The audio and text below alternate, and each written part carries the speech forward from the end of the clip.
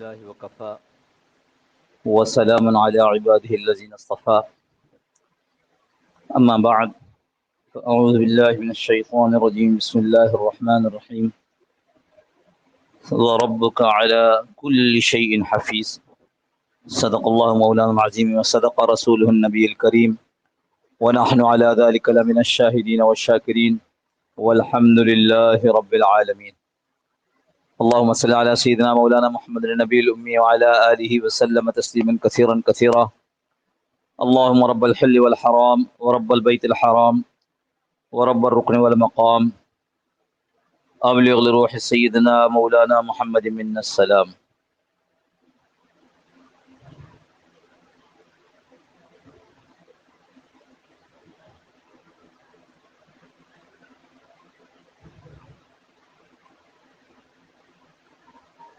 بزرگان محترم، اللہ جل جلالہ و من والہ نے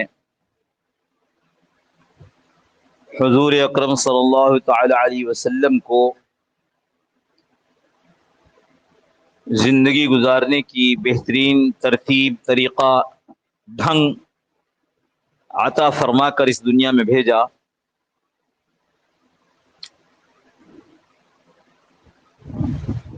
قرآن اور حدیث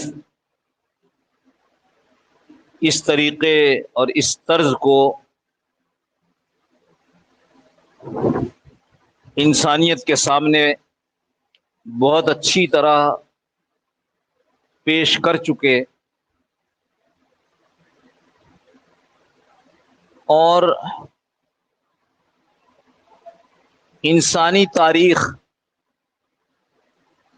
بلکہ شاید میں تھوڑا اور نیچے آ جاؤں، مسلمانوں کی تاریخ اس بات پر گواہ ہے کہ جب جب مسلمانوں نے حضور صلی اللہ تعالی علیہ وسلم کی ترتیب زندگی کو اختیار کیا، تب تب اللہ نے اس کے بہترین اثرات، ثمرات ان کو اس دنیا میں بھی دکھائے۔ آخرت تو ہے ہی اسی کی، آخرت کا اجر اور بدلہ تو ہے ہی اسلامی حضور صلی اللہ تعالی علیہ وسلم والی زندگی گزارنے والوں کے لیے۔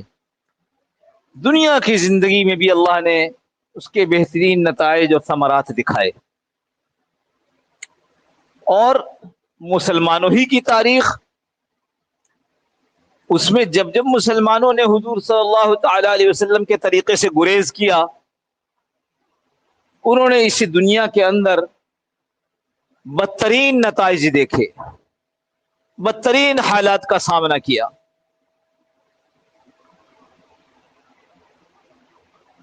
گو کہ اچھے حالات کچھ وقت رہے، زیادہ وقت نہیں رہے، اس لیے کہ مسلمان پورے دین پر اور پوری نبوی زندگی کے اختیار کرنے پر کچھ دن رہے، زیادہ نہیں رہے۔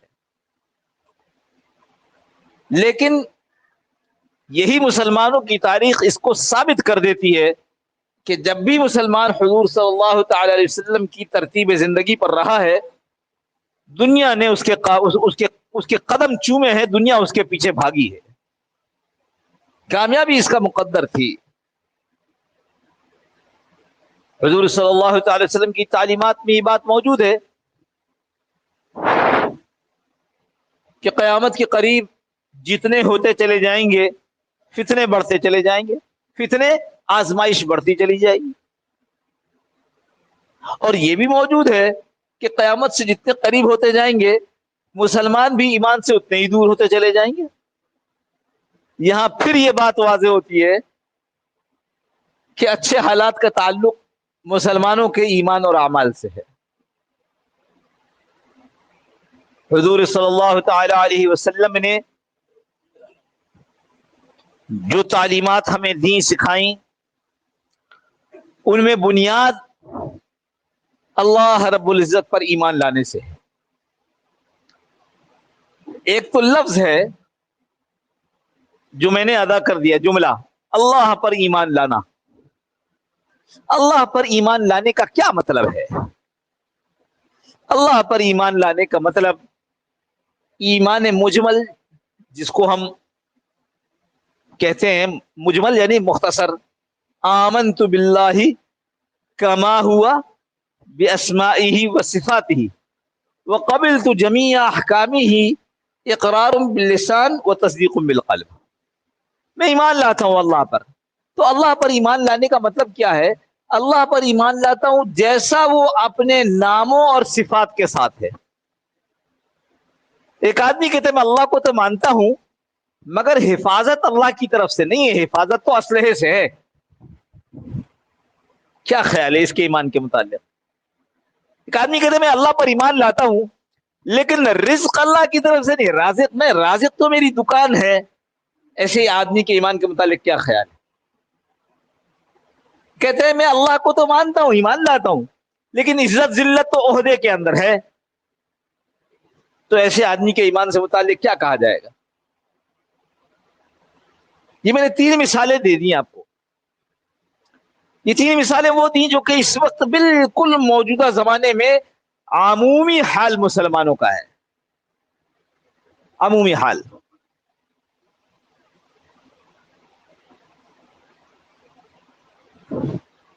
وہ مانیں گے اس بات کو کہ اللہ نے اس کائنات کو پیدا کیا ہے. اس زمین آسمان کو، پہاڑ سورج ستارے کس نے پیدا کیے؟ کہے گا اللہ نے. بالکل ایسے ہی ہے یہ جیسے کفار مکہ کہا کرتے من خلق السماوات والارض. قرآن کریم میں ہے کہ ان سے پوچھئے کہ کس نے پیدا کیا؟ من خلق السماوات، یہ جو آسمان بنے ہوئے اور جو زمین ہے اس کو کس نے پیدا کیا؟ سیقولون اللہ، یہ فوراً کہیں گے اللہ نے. ہم بھی کہتے ہیں. اور اس کے آگے کے جو سوال تھے کہ جنگ کون جتواتا ہے تو وہ کہیں گے ہبل. اچھا روزی کون دیتا ہے تو وہ کہیں گے ہمارا بہت جو بھی اس کا نام رکھا. اچھا سے حفاظت کس سے ہوتی ہے؟ کہیں گے عزا بہت اس سے ہوتی ہے. میں خدا نہ خستہ یہ نہیں کہہ رہا ہوں کہ ہم بھی کافر ہو گئے، نہ، میں کہہ رہا ہوں ہماری سوچ ویسی ہو گئی. کیسی؟ کہ اللہ کو مانتے ہیں مالک ہے. اچھا یہ جب کہہ رہے ہیں کہ اللہ خالق ہے ایمان لاتے ہیں اس لیے کہ یہ کوشش کر لیں سارے مل کر تو ایک سورج پیدا نہیں کر سکتے، ایک چاند پیدا نہیں کر سکتے. تو اس میں وہ بے بس ہوتے ہیں تو کہتے ہیں ہاں ہم اللہ کو مانتے ہیں، اللہ خالق ہے. ماں باپ نہ ملے یا وہ مادہ تولید جو ماں سے اور باپ سے حاصل کیا جاتا ہے اور اس کو پھر ٹیسٹ ٹیوب کے اندر رکھ کر کے بچہ پیدا کر دیتے ہیں، یہ نہ ہو تو یہ کوئی پیدائش نہیں کر سکتے. اس لیے کہتے ہیں اللہ خالق ہے. اللہ خالق ہے. لیکن جہاں وہ دیکھتے ہیں کہ میں مال کے ذریعے فلانی چیز حاصل کر سکتا ہوں، وہاں پر یہ اللہ کے خالق ہونے کو بھولتے ہیں. یہ کیوں کہوں؟ ہم اپنے شامل کرتے ہیں. مال کے پیچھے دوڑ رہے اس لیے کہ مال سے مسئلے حل ہوتے نظر آ رہے ہیں. مال سے گھر ملا اور گھر سے حفاظت ہو گئی، مال سے کھانا ملا اور کھانے سے پیٹ بھر گیا.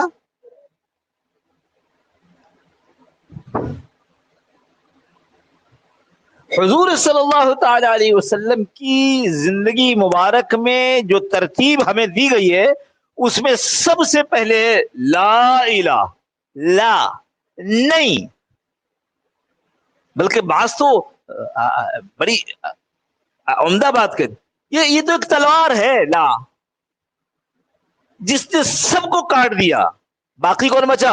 الا اللہ. تو حضور صلی اللہ تعالی وسلم کی زندگی مبارک یہ اس کی بنیاد ہے. لا الہ الا اللہ محمد رسول اللہ، یہ اس کی بنیاد ہے. اور پھر اس کی بنیاد پر ساری زندگی چلتی ہے. ایسا ہو نہیں سکتا کہ قیامت تک آنے والی کوئی آزمائش ہم پر آ رہی ہو اور رسول اللہ صلی اللہ علیہ وسلم نے اور ان کے مولا میرے رب نے اس کا حل بتایا نہ ہو.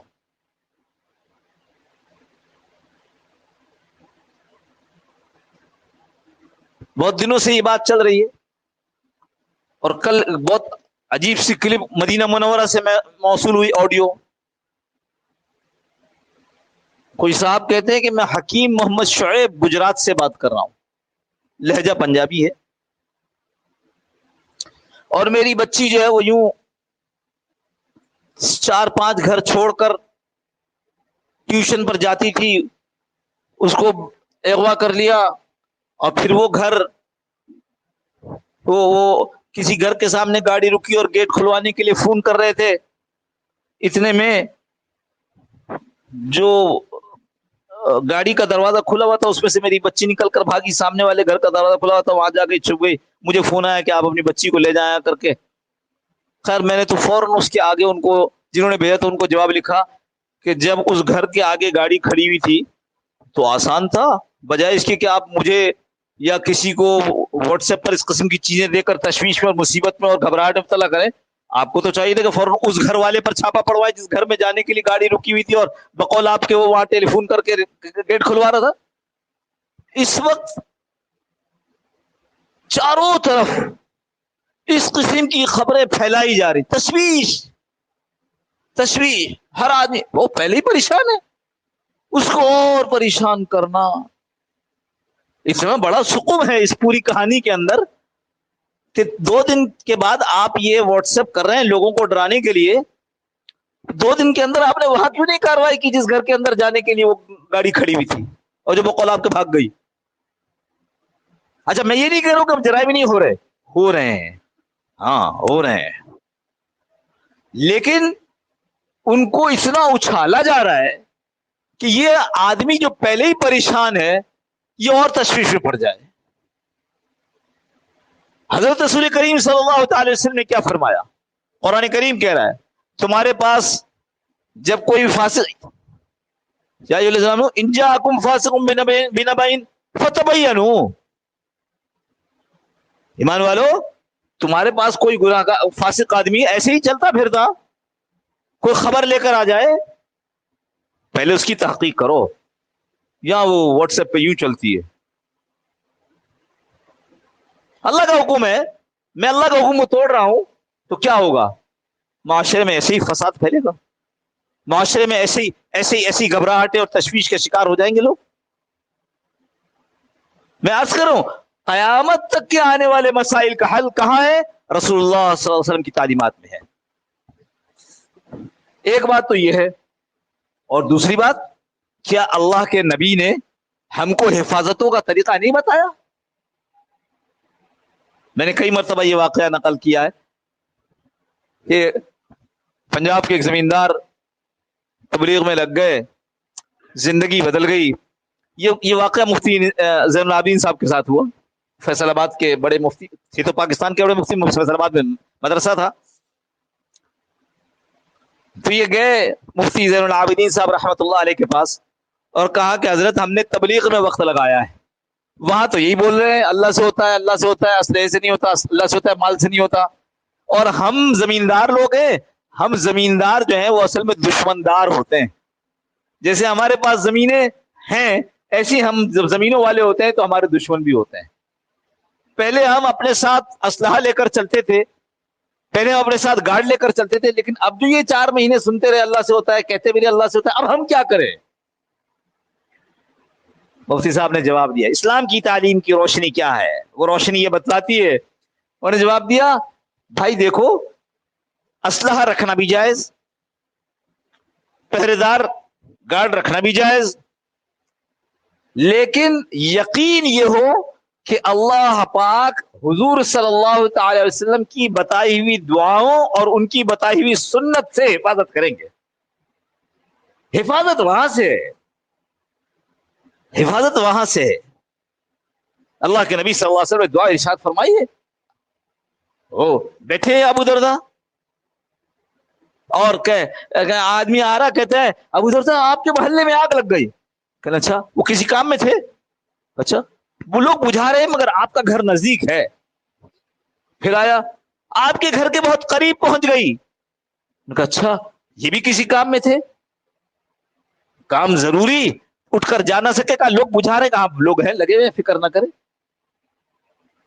تیسری مرتبہ آیا آدمی, آیا کہنے ابو درداء کس بات پر حیران ہوں, اس بات کے میں آپ کے پاس بار بار آتا رہا اور آپ اطمینان سے بیٹھے رہے, یا اس بات پر کہ آگ تھی تو صحیح لیکن آپ کے گھر کے پاس آ کر بجھ گئی؟